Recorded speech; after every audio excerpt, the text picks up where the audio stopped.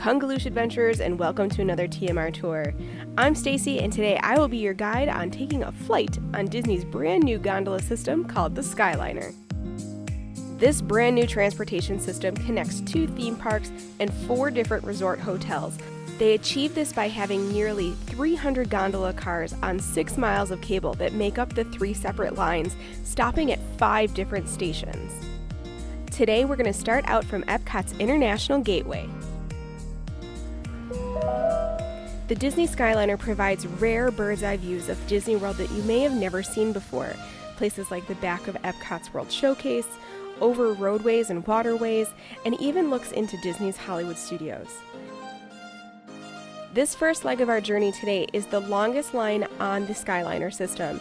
It runs from the International Gateway over to the Riviera Resort and then on to Caribbean Beach, which is considered the hub of the Skyliner gondola system.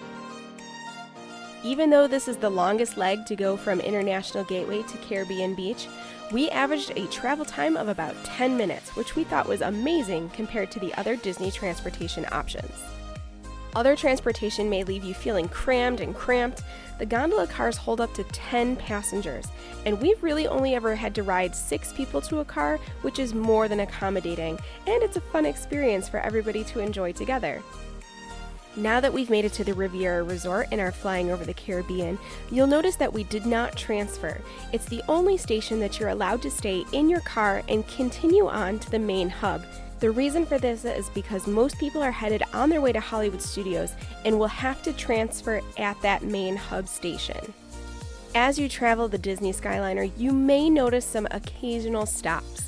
Don't worry, that's just when they're transferring some cars for our ECV or wheelchaired passengers. You'll move right along pretty quickly, and again, this is still much faster than other transportation options.